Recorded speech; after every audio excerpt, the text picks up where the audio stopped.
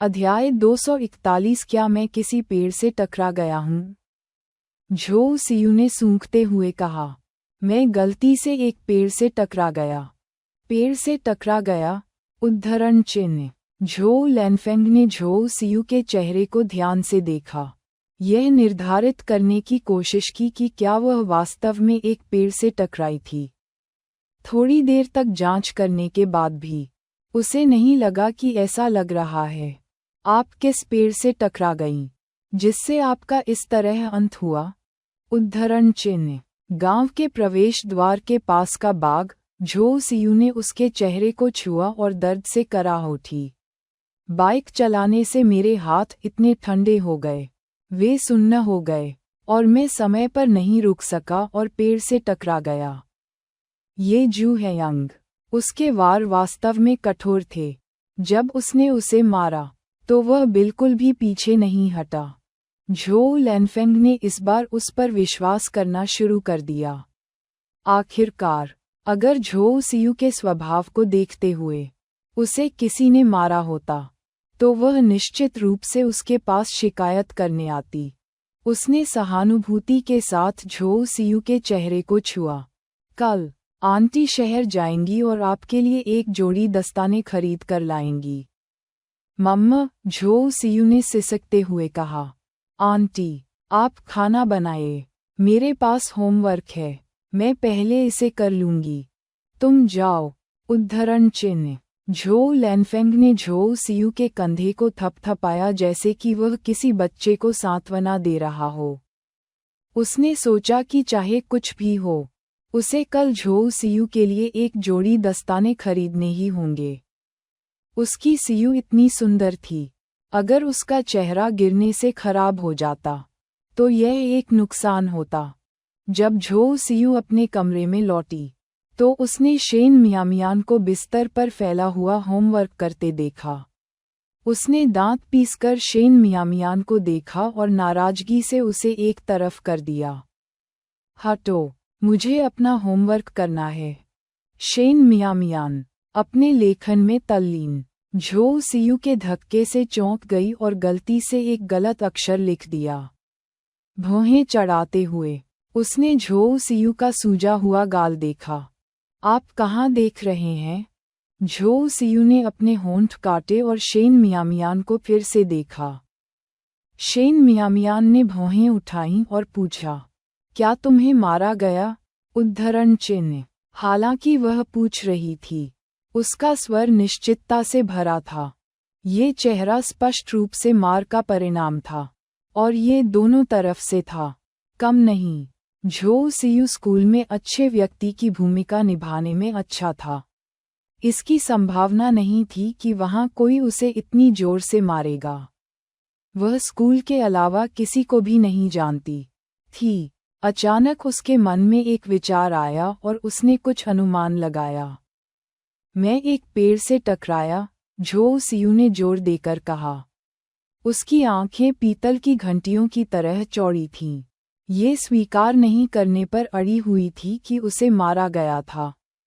मियामियान ने हंसते हुए कहा, क्या तुम्हें यकीन है कि ऐसा इसलिए नहीं था क्योंकि तुम एक चील के साथ खेल रहे थे और उसने तुम्हें चोंच मार दी थी?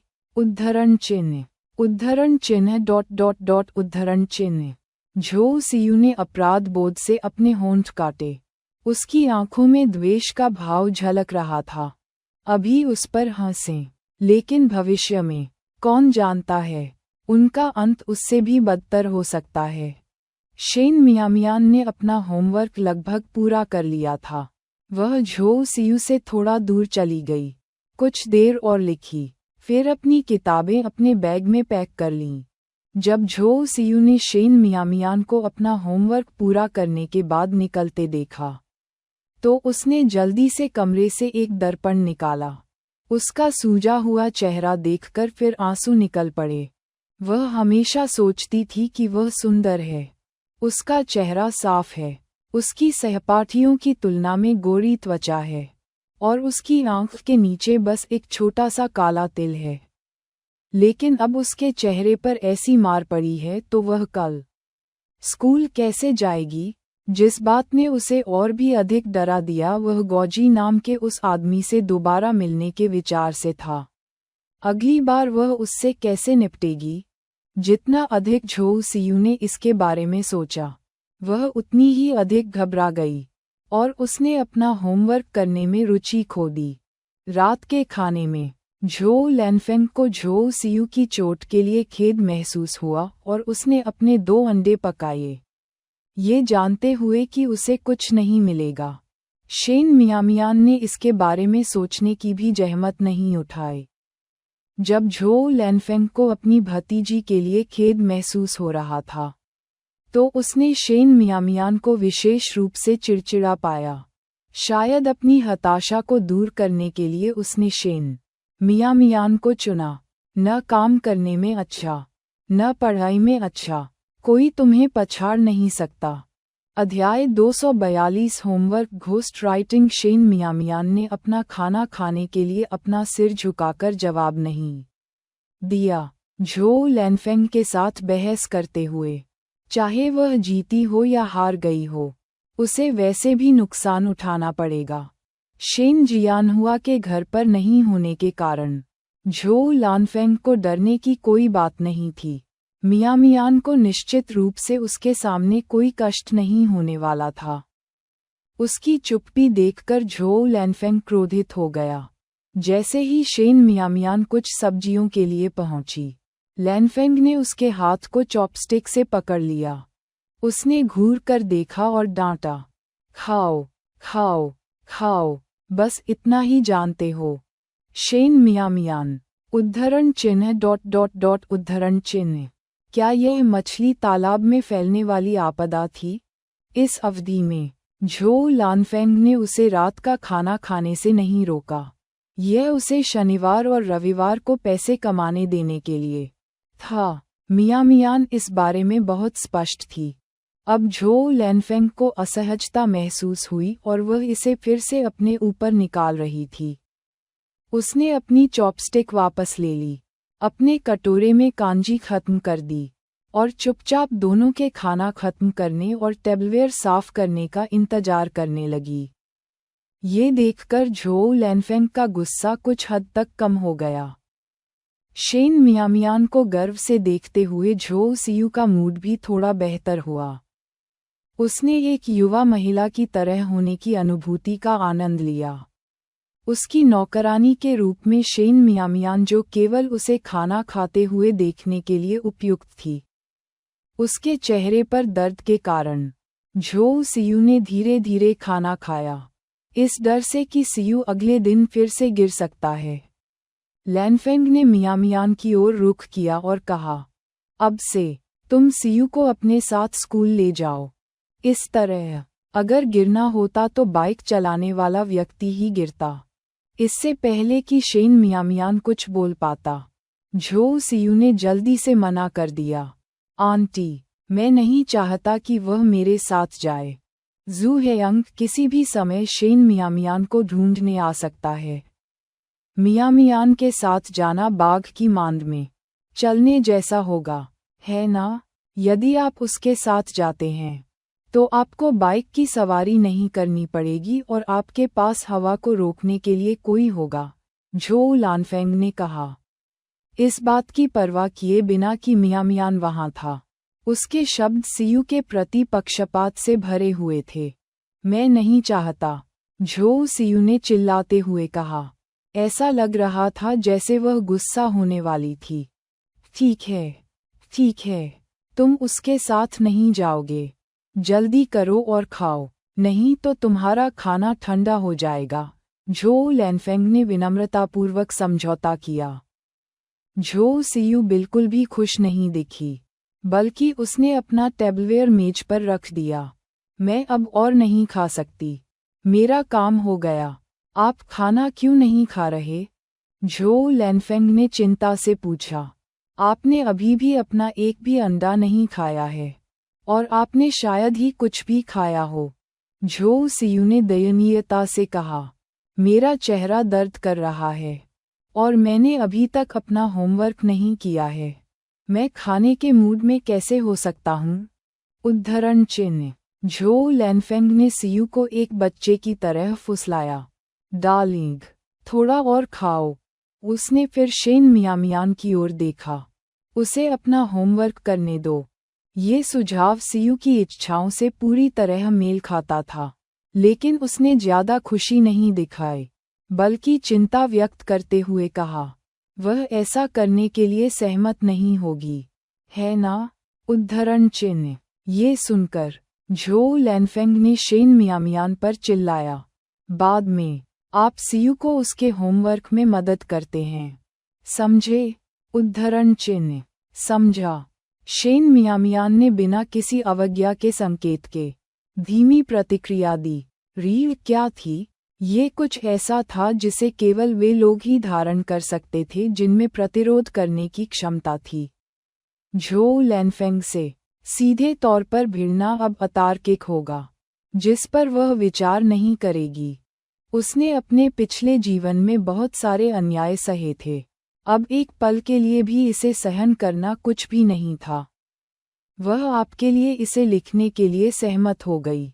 अपना खाना खाए। झो लैनफेंग ने सीधे झो सियू के सामने पकवान बढ़ाया। खाओ, ये ठंडा हो रहा है। आंटी, आप मेरे साथ सबसे अच्छा व्यवहार करती हैं। झो सियू झो लैनफेंग के कंधे के सामने झुक गया और उसने शेन मियामियान पर उत्तेजक दृष्टि डाली। मियामियान ने इस तरह के बचकाने व्यवहार को नज़रअंदाज करना चुना। झो सियू को अच्छी भूख थी। वह मेज से सब्जियां और अंडे साफ कर रहा था। खाने के बाद उसने अपने पैर धोने की जहमत नहीं उठाई और बस बिस्तर पर चढ़ गई और खुद को कंबल में छिपा लिया। पिटाई से उसका चेहरा सूज गया था और वह हंसी के डर से टीवी नहीं देखना चाहती थी। बर्तन धोने के बाद जैसे ही शेन मियामियान ने कमरे में कदम रखा, झो सियू ने उसके सामने नोटबुक फेंक दी। अच्छा लिखो, मैं तुम्हें देख रहा हूँ। अध्याय 243 सुअर की तरह मोटा होना बेहतर है। शेन मियामियान ने उसकी ओर हल्के से देखा और जल्दी से अपनी चप्पलें उठाईं और उसके पैरों को गर्म पानी में भिगोने के लिए मुख्य कमरे की ओर चला गया। झो सियू ने उसे घूरते हुए संतुष्टि के साथ कहा, जितना चाहो करो, तुम्हें अभी भी मेरा होमवर्क करना है, या कल तुम्हारे साथ काम करने के लिए आंटी झो का इंतजार करो। उद्धरण चिन्ह। जब तक मैं आपका होमवर्क पूरा कर लेता हूँ, इससे क्या फर्क पड़ता है कि मैं इसे किस समय करता हूँ? उद्धरण चिन्ह। शेन मियामियान ने बिना किसी अधीरता के संकेत के स्टूल पर रखी झो सियू की नोटबुक को धीरे से उठाया, जिससे झो सियू का पेट गुस्से से भर गया। आम तौर पर होमवर्क करते समय शेन मियामियान ऐसी नहीं थी। स्पष्ट रूप से वह उसके लिए ये करने के लिए अनिच्छुक थी। क्या आप भी ऐसा कर सकते हैं? झो सियू को अचानक शेन मियामियान की क्षमताओं के बारे में चिंता होने लगी। वह लगभग भूल गया कि लड़की एक गरीब छात्रा थी। यदि आप चिंतित हैं, तो इसे स्वयं करें, झो सियू ने चेतावनी देते हुए कहा। बेहतर होगा कि आप कोई चालाकी न करें और इसे ठीक से करें, अन्यथा मैं आंटी झो को बुला लूंगा। जितना कम शेन मियामियान उसकी मदद करना चाहता था, उतना ही अधिक झो सियू उसे ऐसा करने के लिए मजबूर करना चाहता था। कुछ देर तक शेन मियामियान को देखने के बाद उसकी आंखों में दर्द होने लगा, इसलिए वह बस अपना सिर बाहर की ओर करके बिस्तर पर लेट गई, इस डर से कि शेन मियामियान ढीला पड़ जाएगा और समय समय पर ऊपर देखती रहती थी। इस तरह 10 मिनट बीत गए और शेन मियामियान ने एक भी समस्या समाप्त नहीं की थी। फिर भी थकान उस पर हावी हो गई और इससे पहले कि उसे इसका एहसास होता, वह सो गई। उसकी स्थिर सांसें सुनकर शेन मियामियान के मुंह पर एक धूर्त मुस्कान आ गई और उसकी कलम उसके हाथ में तेजी से चलने लगी। अगली सुबह झो सियू उठी और सबसे पहले उसने दर्पण में देखा कि क्या उसके चेहरे पर सूजन कम हो गई है। आखिरकार उसने राहत की सांस ली। शेन मियामियान को अपने बालों में कंघी करते देख उसने पूछा, क्या तुमने कल रात मेरा होमवर्क पूरा कर लिया? उद्धरण चिन्ह। मम्मा, शेन मियामियान ने उदासीनता से जवाब दिया।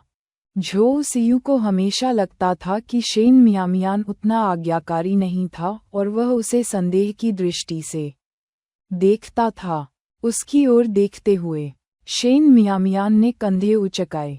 यदि आप चिंतित हैं तो आप स्वयं इसकी जांच क्यों नहीं करते?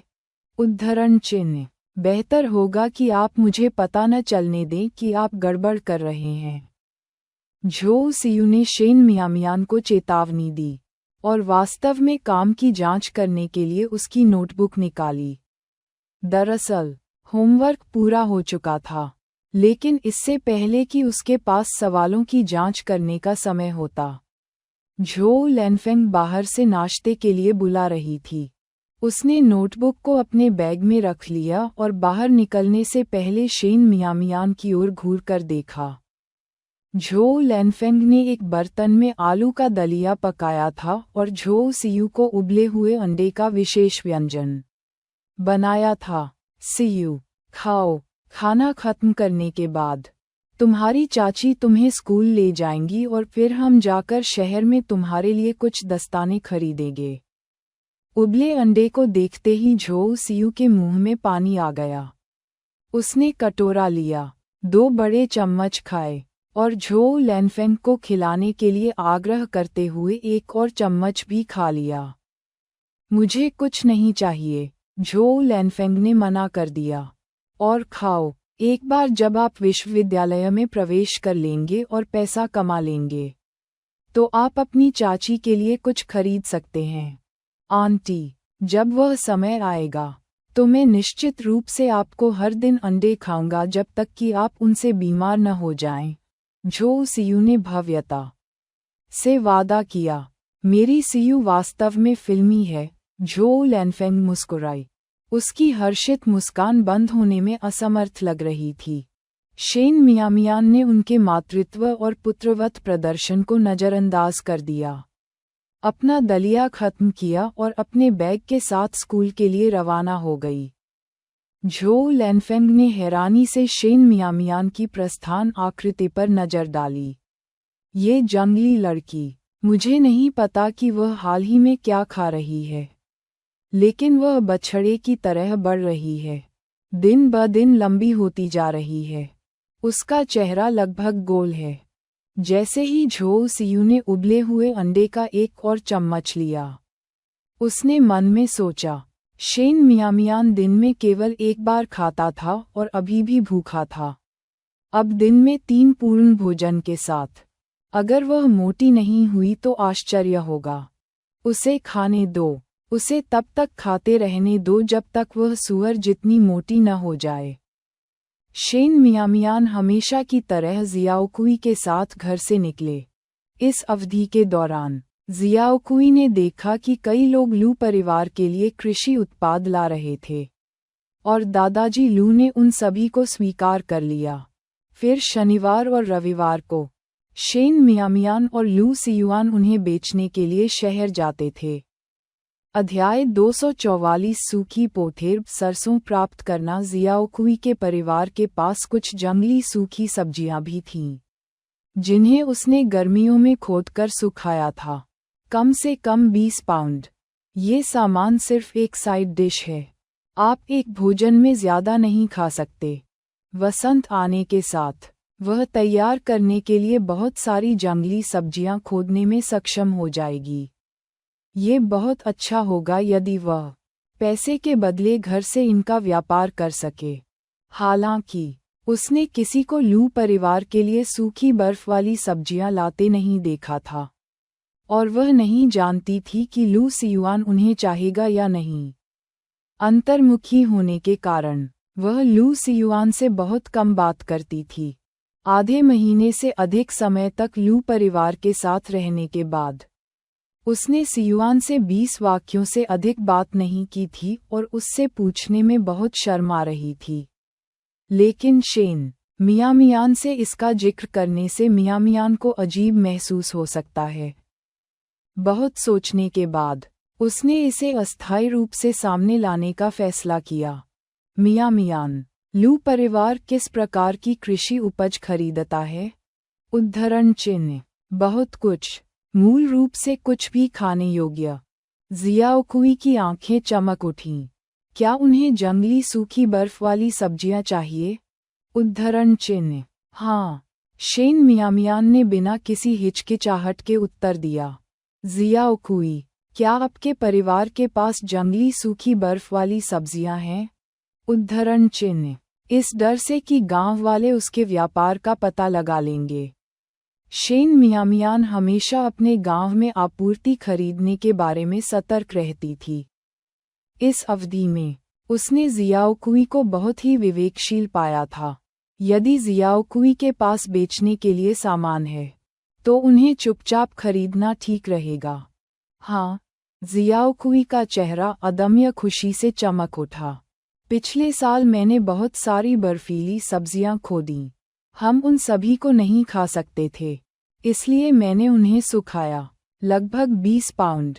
इस बात से चिंतित होकर कि लू परिवार को इतनी चीज़ों की ज़रूरत नहीं होगी, उसने तुरंत कहा, ये ठीक है अगर आप उन सभी को नहीं ले सकते, हम उन सभी को ले सकते हैं। शेन मियामियान ने निर्देश दिया, कल जब तुम आओ तो बर्फीली सब्जियां ले आओ और अपनी माँ को बताओ कि वे शहर में बॉस के रिश्तेदारों के लिए हैं। ठीक है। जियाओकुई ने उत्सुकता से सिर हिलाया। उसके परिवार की वित्तीय स्थिति अच्छी नहीं थी, इसलिए अतिरिक्त भोजन को पैसे में परिवर्तित करने से उनके जीवन का दबाव काफी हद तक कम हो जाएगा। ये कहावत गरीब परिवारों के बच्चों ने जल्दी जिम्मेदारियां संभाल लीं, जियाओकुई को पूरी तरह से वर्णित करती है। अपनी कम उम्र के बावजूद वह जानती थी कि अपने परिवार के लिए पैसे कैसे बचाना और कमाना है। उसे इतना खुश देखकर शेन मियामियान भी मुस्कुराया। वसंत यहाँ है और जल्द ही बहुत सारी जंगली सब्जियां होंगी। यदि आपकी माँ सहमत हैं तो आप पैसे के बदले में और अधिक जंगली सब्जियां खोद सकते हैं। एक पल सोचने के बाद उसने कहा, उन्हें सुखाने में बहुत परेशानी होती है और समय लगता है। बस ताज़ा लाओ। कीमत हालांकि थोड़ी कम होगी। ये चीज़ें ग्रामीण इलाकों में आम थीं और कोई भी उनके लिए भुगतान नहीं करता था। लेकिन शहर में ये सभी मांग वाली वस्तुएं थीं। लोग इन्हें खरीदने के लिए होड़ मचाते। वास्तव में जियाओकुई इतनी आश्चर्यचकित थी कि उसका मुंह खुला का खुला रह गया। उसे डर था कि उसने गलत सुना है। यदि इन सभी को पैसे के बदले में बदला जा सकता है तो उसकी माँ घर पर भी आय अर्जित कर सकती है, और सबसे महत्वपूर्ण बात, बिना किसी पूंजी निवेश के। लेकिन आपको इसे गुप्त रखना होगा। ठीक है? शेन मियामियान ने उसे देखकर आंख मारी। चिंता मत करो, मियामियान, मैं एक शब्द भी ऐसा नहीं कहूँगा जो मुझे नहीं कहना चाहिए, जियाओकुई ने आश्वासन दिया। उस पल में शेन मियामियान एक जीवित संत की तरह जियाओकुई के सामने आया, जिसने न केवल उसके लिए नौकरी ढूंढी बल्कि अब उसके परिवार को आय का एक अतिरिक्त स्रोत प्रदान कर रहा है। जियाओकुई की इच्छा थी कि वह अपनी माँ के साथ समाचार साझा करने के लिए घर भाग सके। उसकी प्रतिज्ञा को इतनी गंभीरता से देखकर शेन मियामियान मुस्कुराया। इस संबंध में जियाओकुई वास्तव में पसंद करने योग्य था। वह न केवल अपने मामलों के बारे में चुप रहती थी, बल्कि उसने कभी यह भी नहीं पूछा कि उसे क्या नहीं करना चाहिए। बिना किसी ढिलाई के लगन से काम करती रही, यहाँ तक कि बड़े लू ने भी कई बार उसकी प्रशंसा की थी। इससे पहले कि दोनों लू सियुआन के गांव के प्रवेश द्वार पर पहुंचते, झो लैनफेंग और उसकी भतीजी अपनी साइकिल पर सवार होकर आए और उन्हें पकड़ लिया। जैसे ही वे शेन मियामियान के पास से गुजरे, उन्होंने ऐसा व्यवहार किया मानो वे उसे नहीं जानते हों। यहाँ तक कि उन्होंने अपनी गति भी धीमी नहीं की। जियाओकुई ने सहानुभूति के साथ शेन मियामियान की ओर देखा, लेकिन अधिक कहने की हिम्मत नहीं की। अध्याय 245। एक भी सही नहीं मिला जब शेन मियामियान स्कूल पहुंचे। झो सियू ने पहले ही अपना होमवर्क जमा कर दिया था और झाओ जिनलान के साथ गहरी बातचीत कर रही थी। जब मियामियान ने प्रवेश किया तो सियू ने केवल लापरवाही से देखा। ये दर्शाता है कि सियू ने शायद दोबारा होमवर्क की जांच नहीं की थी। शेन मियामियान मुस्कुराए और खुशी से अपने बैकपैक से पाठ्येतर होमवर्क निकाला। लू सियुआन ने इसे लिया और अपने साथ वांग जिंगजिंग की मेज पर ले गया, जिससे अनिवार्य रूप से वांग जिंगजिंग की नज़रें झुक गईं। स्कूल की इस प्रारंभिक अवधि के दौरान वांग जिंगजिंग और झाओ जिनलान का व्यवहार अपेक्षाकृत अच्छा था, क्योंकि उनकी पिछली रिपोर्ट असफल रही थी, लेकिन उनकी आंखें लगातार घूमती रहती थीं। सारा होमवर्क इकट्ठा करने के बाद मियामियान ने इसे गणित कक्षा के प्रतिनिधि को सौंप दिया, जो इसे कार्यालय में ले जाएगा। पहला और दूसरा पीरियड चीनी कक्षाएं थीं। सख्त चेहरे के साथ ली क्यूमी ने 2 अवधि के लिए व्याख्यान दिया और ब्रेक से पहले 5 मिनट का अतिरिक्त समय भी लिया। अब तक हर कोई इसका आदी हो चुका था। ली क्यूमी को न केवल कक्षा के बाहर अतिरिक्त समय का उपयोग करना पसंद था, बल्कि वह पाठ्येतर होमवर्क सौंपना भी पसंद करती थी, जाहिरा तौर पर हर किसी को और अधिक सीखने और एक अच्छे हाई स्कूल में प्रवेश पाने में मदद करने के लिए। उनके अनुसार उनकी कोई ऊंची मांगें नहीं थीं। उन्हें खुशी होगी अगर 10 छात्र पहले रैंक वाले हाई स्कूलों में और 20 छात्र दूसरे और तीसरे रैंक वाले हाई स्कूलों में आ जाएं। इन दावों के जवाब में शेन मियामियान ने कभी कुछ नहीं कहा। उस युग की शिक्षण गुणवत्ता सीमित थी। शहर के उच्च विद्यालयों में केवल सीमित संख्या में छात्र स्लॉट थे और कट ऑफ स्कोर उच्च थे। यदि स्कूल हर साल 20 छात्रों को हाई स्कूलों में भेज सके, तो इसे काफ़ी उपलब्धि माना जाता था। 30 केवल इच्छाधारी सोच थी। आखिरकार इन 3 हाई स्कूलों ने लिचेंग में सभी हाई स्कूल के छात्रों को इकट्ठा किया। ग्रामीण इलाकों में बच्चों के पास शहर जैसा सीखने का माहौल नहीं था, न ही निजी ट्यूटर्स के लिए पैसे थे, और उनकी नींव अपेक्षाकृत कमजोर थी। वास्तविक ताकत के बिना परीक्षा में प्रतिस्पर्धा करना एक महत्वपूर्ण नुकसान था, लेकिन इसके लिए कोई मदद नहीं मिली क्योंकि उस समय कोई विशिष्ट स्कूल नहीं थे। किसी की पारिवारिक स्थिति की परवाह किए बिना सभी को एक ही स्कूल में पढ़ना पड़ता था। उच्च अंक प्राप्त करने के लिए, दूसरों से पीछे न रहने के लिए लगातार सुधार करना और अध्ययन करना होता था। ये सोचते हुए शेन मियामियान के दिल में अचानक संदेह पैदा हो गया। झो सियू के ग्रेड औसत से सर्वोत्तम थे। उसके लिए तीसरे दर्जे के स्कूलों में प्रवेश पाना कठिन था, तो वह अपने पिछले जीवन में दूसरे दर्जे वाले स्कूलों में कैसे प्रवेश पाने में कामयाब रही? ये थोड़ा संदिग्ध लगा। इससे पहले कि मियामियान अपने विचारों को सुलझा पाती, कक्षा की घंटी बज गई। चेंजी ने सुबह के होमवर्क के साथ कक्षा में प्रवेश किया और नई सामग्री पढ़ाने के बाद क्लासवर्क सौंपा। जैसे ही छात्रों को होमवर्क वितरित किया गया, चेंजी अचानक झो सियू की ओर मुड़े और पूछा, झो सियू, क्या तुमने कल के विषयों को नहीं सीखा? उद्धरण चिन्ह। झो सियू उद्धरण चिन्ह ... उद्धरण चिन्ह। शिक्षिका द्वारा उसे पुकारने से घबराई सियू पहले तो स्तब्ध रह गई, लेकिन तुरंत जवाब दिया, शिक्षक, मैंने इसे सीख लिया है। आपने इसे सीखा? चेंजी ने स्पष्ट रूप से अपनी बातों पर संदेह करते हुए भौहें उठाईं। अपना होमवर्क खोलें और देखें। आपने कल की एक भी समस्या को सही ढंग से नहीं किया है। एक भी सही नहीं। झो सियू ने जल्दी से अपना होमवर्क पूरा किया। शेन मियामियान द्वारा लिखी गई समस्याओं पर कई बड़े लाल क्रॉस उसकी ओर घूर रहे थे। इस दृश्य में गलतफहमी के अलावा और क्या था? इस शेन मियामियान ने जानबूझकर ऐसा किया था। इससे वह क्रोधित हो गई। उसने शेन मियामियान को घूरकर देखा लेकिन चेन जी को जवाब नहीं दे सकी। वह निश्चित रूप से यह स्वीकार नहीं कर सकती थी कि उसने शेन मियामियान को अपना होमवर्क करने के लिए कहा था। क्या वह ऐसा कर सकती है? थोड़ी देर इंतजार करने और ये देखने के बाद कि झोउ सियू की कोई प्रतिक्रिया नहीं है, चेन जी ने इस पर ध्यान नहीं दिया। जाओ और इन समस्याओं को फिर से करो। झोउ सियू उद्धरण चिन्ह .. उद्धरण चिन्ह